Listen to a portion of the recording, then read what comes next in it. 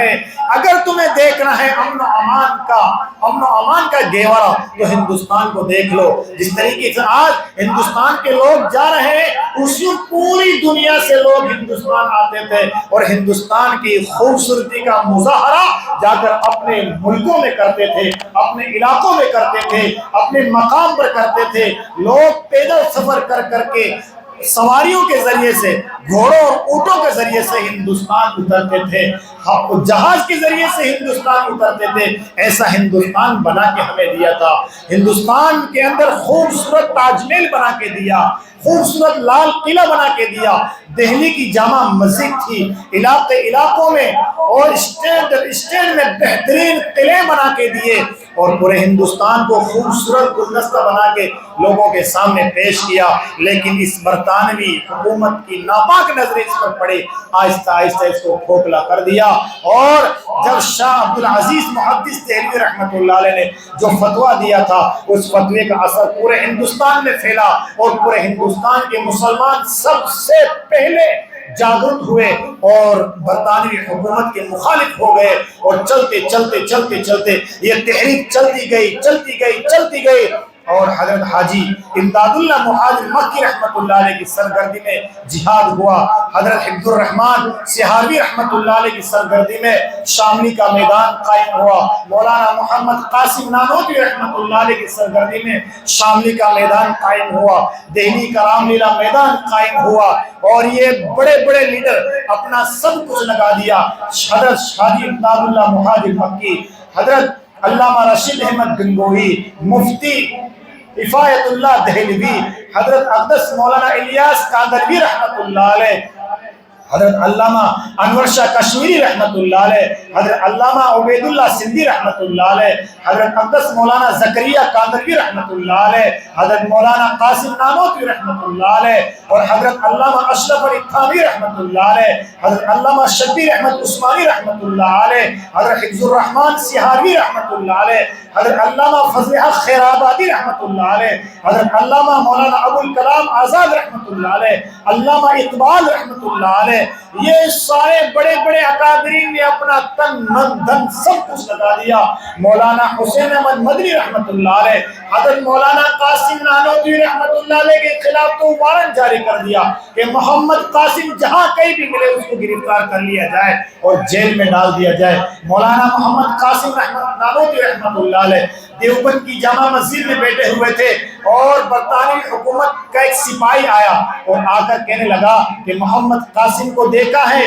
کہا ہاں۔ مولانا محمد قاسم رحمۃ اللہ علیہ اپنی جگہ سے ہٹ کر تھوڑا دور ہٹ کر فرمایا کہ ہاں میں نے دیکھا ہے، محمد قاسم ابھی یہی تھا، یہ کہہ کر وہ انگریز سپاہی یہ سنا کہ ابھی یہاں تھا اور چلا گیا، اس لیے کہ بیوقوف کے انبار تو بیوقوفی تو ان کے اندر بھری ہوئی تھی۔ یہ کہہ کر مولانا قاسم نانوتوی رحمۃ اللہ علیہ کو چھوڑ کر چلے گئے اور ہندوستان سے قرآن کو مٹانا شروع کر دیا۔ اور جب مکاتب میں گئے، مدارس میں گئے، جہاں پر صحیفے رکھے ہوئے تھے قرآن پاک کے، ان کمبختوں نے سب کو جلانا شروع کر دیا۔ ایک مکتب کے مدرس اٹھے اور ایک چھوٹے سے بچے کو بلایا، کہا تم کتنے صحیفے جلا دو گے، تم کتنے قرآن جلا دو گے، کیا تم ان جیسے چھوٹے چھوٹے بچوں کے سینوں کو جلا دو گے؟ کہا کیا مطلب؟ کہا کہ یہ بچہ، تم سارے صحیفے جلا دو، یہ بچہ بسم اللہ سے لے کے من الجنت والناس تک سارا قرآن تمہیں سنا دے گا، تم یہ صحیفے تو جلا دو گے، ان بچوں کے سینوں سے کیسے قرآن جلاؤ گے؟ حضرت مولانا حسین احمد مدنی رحمۃ اللہ علیہ کو گرفتار کر لیا گیا اور کہا اے حسین، کیا تم اس بات کا فتویٰ دیتے ہو کہ انگریزوں کے خلاف جہاد کرنا فرض ہے اور انگریز کی حکومت میں، انگریز کی فوج میں داخل ہونا حرام ہے؟ مولانا حسین احمد مدنی رحمۃ اللہ علیہ کہنے لگے او کمبخت، دیتا کیا ہوتا ہے، میں نے کل بھی اس کا فتویٰ دیا تھا اور آج بھی یہ فتویٰ دیتا رہوں گا اور کل بھی یہ فتویٰ دوں گا کہ انگریز کی فوج میں داخل ہونا حرام ہے، حرام ہے، حرام ہے۔ انگریز سپاہی کہنے لگا تمہیں پتا بھی ہے اس کا جرم کیا ہے، تمہیں پتا بھی ہے اس کا تم یہ فتویٰ دے رہے ہو، اس فتوے کا بدلہ کیا ہوگا؟ تمہیں سولی پہ چڑھا دیا جائے گا۔ مولانا حسین احمد مدنی رحمۃ اللہ علیہ کہنے لگے ہاں مجھے پتا ہے۔ اپنے کندھے پہ جو سفید چادر ڈلی ہوئی تھی، کہا اس چادر کو ہوا میں لہرا کر کہا یہ دیکھو مجھے پتا ہے اسی لیے تو یہ چادر ساتھ لے کے آیا ہوں۔ انگریز سپاہی کہنے لگا اس چادر کا کیا مطلب ہے؟ کہا مجھے پتا ہے کہ یہ فتویٰ دوں گا اور انگریز حکومت، برطانوی حکومت مجھے سولی پہ چڑھا دے گی اور میں سولی پہ چڑھ جاؤں گا، میں شہید کر دیا جاؤں گا۔ مجھے یہ گوارا نہیں ہے کہ میں تمہاری ناپاک چادر میں لپٹ کر میرے رب کے سامنے کھڑا ہوں۔ میں کفن بھی میرے ساتھ لے کر آیا ہوں۔ ہم ان لوگوں میں سے نہیں ہیں جو ڈرنے والے ہیں، بکنے والے ہیں، بزدل ہیں۔ رب کعبہ کی قسم، حضرات علماء کرام، مولانا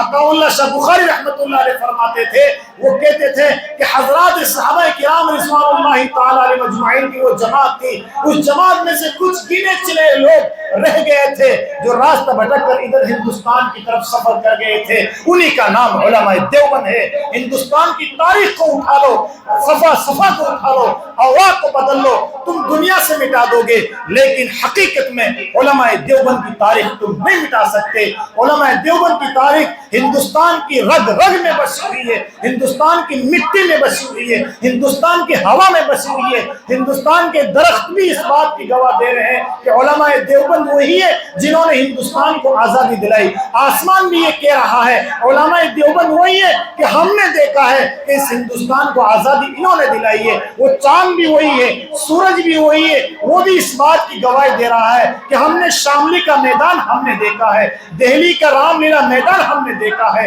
دہلی کی جامع مسجد کا چوک ہم نے دیکھا ہے، دہلی کی جامع مسجد سے لے کے چاندنی چوک تک کا ہر درخت اس بات کی گواہی دے رہا ہے کہ ایک ایک مولوی کو لایا جاتا تھا، ان کو پھانسی دی جاتی تھی اور ہم پر لٹکایا جاتا تھا۔ مائیکل ٹامسن کہتا ہے میں میری وائف کے ساتھ دہلی کی گلیوں میں گھومتا تھا تو علماء کو لایا جاتا تھا، ان کے منہ کو باندھ دیا جاتا تھا، زبردستی ان کے منہ میں سور کا گوشت ڈالا جاتا تھا، ان کو بوریوں میں ڈالا جاتا تھا۔ میری وائف کہتی تھی کہ میں ان کو تڑپ تڑپ کر دے، میری وائف مجھ سے کہنے لگی، مائیکل ٹامسن بہت بڑا مورخ ہے انگریز کا،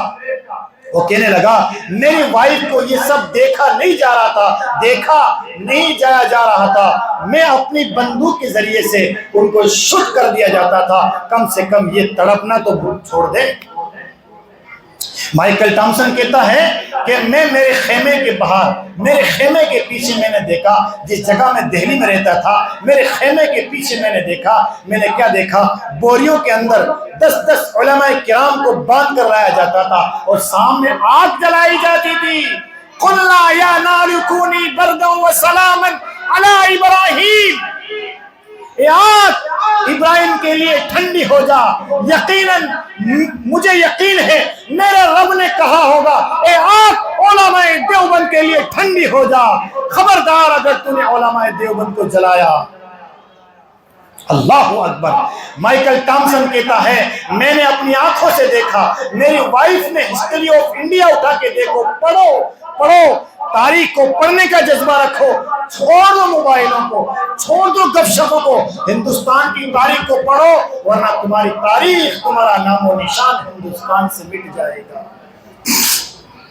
مائیکل ٹامسن کہتا ہے میں میری آنکھوں سے دیکھا ہے 10 علماء کرام کو لایا جاتا ہے اور آگ کے حوالے کیا جاتا ہے اور ان کے سامنے یہ پیشکش کی جاتی ہے یا تو یہ کہہ دو کہ ہم انگریز کی فوج میں داخل ہونے کے لیے تیار ہیں اور مسلمانوں کے خلاف کھڑے ہونے کے لیے تیار ہیں، یا تو اس کے لیے تیار ہو جاؤ ورنہ اس آگ میں جانے کے لیے تیار ہو جاؤ۔ رب کعبہ کی قسم، مائیکل ٹامسن خود لکھتا ہے یہ ہسٹری برطانویوں کے پاس موجود ہے،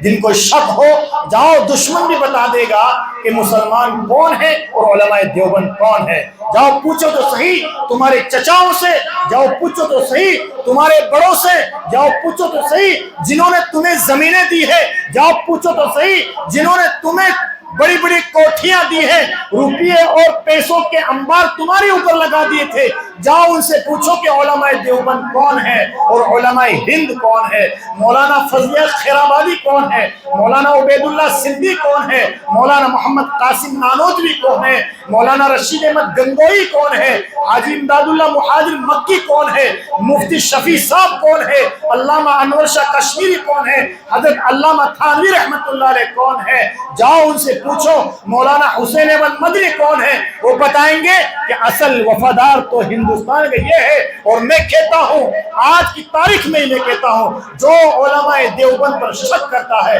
वो हिंदुस्तान का सबसे बड़ा गद्दार है।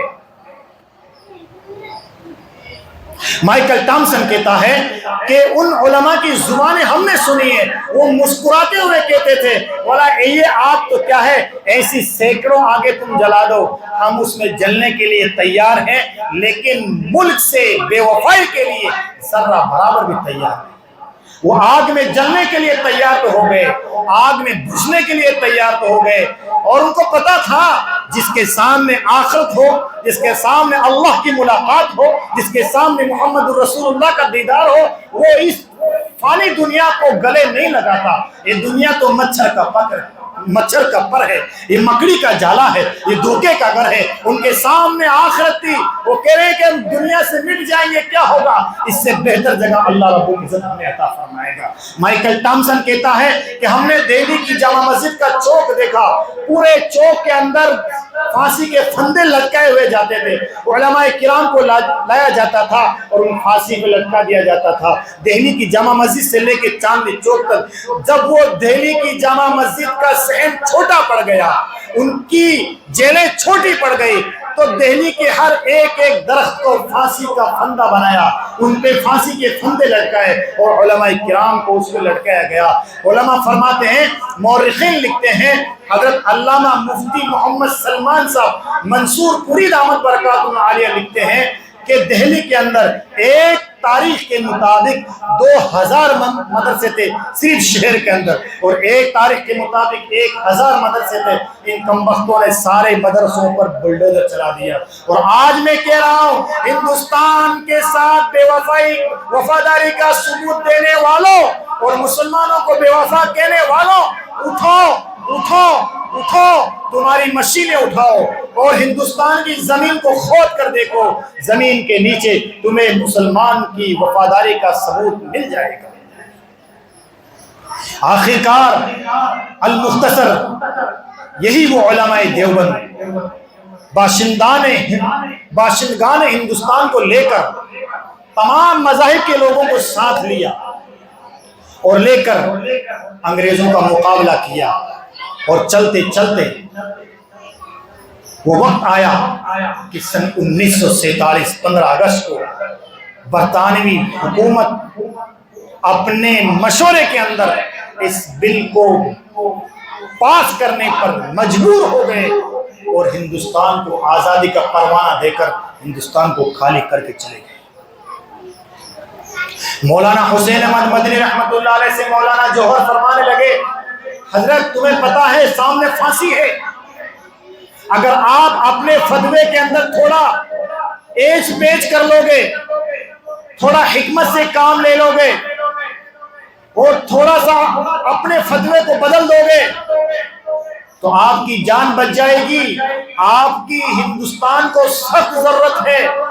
मौलाना हुसैन अहमद मदनी रहमतुल्लाह अलैह मुस्कुराकर फरमाने लगे, मौलाना जौहर, हजरात सहाबा किराम के रास्ते को भूल गए, बदर को भूल गए, मक्का की सख्त से सख्त आजमाइश को भूल गए, बिलाल की आजमाइश को भूल गए, हजरत सुमैया की आजमाइश को भूल गए, हजरत अबू बकर की आजमाइश को भूल गए, हजरत अमीर हमजा और हजरत उमर इब्न खत्ताब رضی اللہ عنہ کے آزمائش کو بھول گئے؟ تم تو ان کے نقش قدم پہ چلنے والے ہو جو اگر میں فتویٰ بدلتا ہوں میرا ایمان بدلتا ہے. میں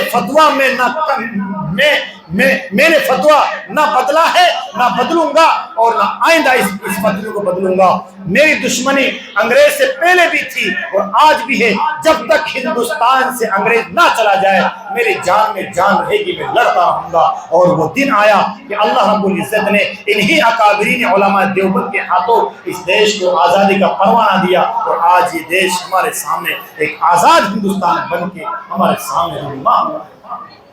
اس لیے المختصر میں آپ سے کہنا چاہتا ہوں, اگر آپ ہندوستان کے اندر اپنا حق ظاہر کرنا چاہتے ہو, ہندوستان سے آپ کی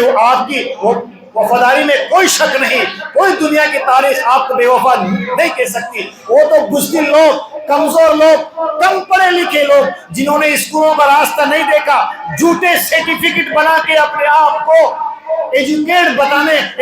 ظاہر کرنے کی کوشش کی ہے, جنہوں نے نہ مدرسوں کا راستہ دیکھا, نہ اسکولوں کا راستہ دیکھا, نہ یونیورسٹیز کا راستہ دیکھا, جن کا تعلیم سے پڑھائی لکھائی سے کوئی واسطہ تھا ہی نہیں, وہ کیا ہندوستان کی تاریخ کو جانتے ہیں, وہ کیا ہندوستان کی ہسٹری کو جانتے ہیں, وہ کیا ہندوستان کے لوگوں کی قربانیوں کو جانتے ہیں. جنہوں نے ہسٹری کو پڑھا ہے اور جو پڑھے لکھے لوگ ہیں, ہندوستان کی تاریخ کو پڑھنے والے ہیں, ہندوستان کی ایک ایک حصے کو پڑھنے والے ہیں, مغلیہ سلطنت کو پڑھنے والے ہیں, راجا اور رجواڑوں کی تاریخ کو پڑھنے والے ہیں, علماء دیوبند کی تاریخ کو پڑھنے والے ہیں. انہیں پتا ہے کہ ہندوستان پر مسلمانوں کا کیا حق ہے. سب سے پہلا شخص حضرت آدم علیہ السلام بھی اسی ہندوستان کی سرزمین پر اترے تھے, اور میرے اور آپ کے آقا حضرت محمد صلی اللہ علیہ وسلم نے ہندوستان سے محبت کا اظہار فرمایا ہے. اور اللہ کے نبی صلی اللہ علیہ وسلم نے تمام مسلمانوں کو یہ دعوت دی ہے اور فرمایا, ایک بعضوں نے اس کو عربی کا مقولہ بتایا ہے اور بعضوں نے اس کو حدیث کا حصہ بتایا ہے, اور فرمایا ہے حب الوطن من الایمان, ہماری تو رگ رگ میں وطن عزیز کی محبت گھسی ہوئی ہے. نہ ہم نے کل بھی ہندوستان کے ساتھ بے وفائی کی ہے, نہ آج بھی بے وفائی کریں گے, اور نہ کل بھی بے وفائی کریں گے. ہم بھی ہندوستان کے ساتھ وفاداری کا ثبوت دیتے رہیں گے. ہم ہماری نسلوں کو بھی بتا کر جائیں گے, بچوں وطن عزیز تمہارا مادر وطن ہے, تم سب کچھ لٹا دینا لیکن وطن پہ آنچ نہ آنے دینا. اس لیے کہ میرے آقا حضرت محمد صلی اللہ علیہ وسلم نے مکہ سے نکلتے لوگ پہاڑی پہ کھڑے ہو کر فرمایا تھا, اے مکہ تو مجھے بڑا پیارا ہے, اگر میری قوم کے لوگ مجھے نہ نکالتے تو میں تیرے اندر بستا اور تیرے اندر دفن ہوتا. اللہ رب العزت ہمیں ہندوستان سے محبت کرنے کی توفیق عطا فرمائے اور ہندوستان کے لیے آج بھی اور ہمیشہ کھڑے رہنے کی توفیق عطا فرمائے. ہندوستان کے گوشے گوشے سے, ہندوستان کے بچے بچے سے, ہندوستان کے ہر ناگرک سے, چاہے وہ جس مذہب سے تعلق رکھنے والا ہو, چاہے وہ سکھ ہو, چاہے وہ عیسائی ہو, چاہے وہ سناتن دھرم والا ہو, چاہے وہ شاشوتم دھرم والا ہو, جس مذہب سے تعلق رکھنے والا ہو, ہم ان سے دل و جان سے محبت کریں گے. اگر وطن عزیز کے ایک فرد پر بھی آنچ آئے گی ہم اس کے لیے لڑنے کے لیے تیار رہیں گے, ان کو حق دلانے کے لیے تیار رہیں گے. ہندوستان کا گوشہ گوشہ ہمارا ہے. ایک ہندوستان کو ہم نے ایک بہترین گلدستہ بنا کے دیا ہے, اور یہ ہم دعا کرتے ہیں اور محنت کرتے رہیں گے کہ یہ ہندوستان ایک خوبصورت گلدستہ بن کے ہمیشہ ہمیشہ رہے. گلدستہ کسے کہتے ہیں؟ کسی ایک پھول کا نام گلدستہ نہیں ہے. گلدستہ اسے کہتے ہیں جس میں گلاب بھی ہو, جس میں چمیلی بھی ہو, اور جس میں موگرا بھی ہو, طرح طرح کی خوشبو والے پھول ایک جگہ اکٹھے ہو جاتے ہیں, اسے گلدستہ کہتے ہیں. ہندوستان ایک ایسا گلدستہ ہے جس میں مسلمان بھی رہتا ہے, جس میں ہندو بھی رہتا ہے, جس میں سکھ بھی رہتا ہے, جس میں سکھ بھی رہتا ہے. اسی لیے علامہ اقبال نے کہا ہے ہندو مسلم سکھ عیسائی سب ہے آپس میں بھائی بھائی. آمین وآخر دعوانا الحمدللہ رب العالمین.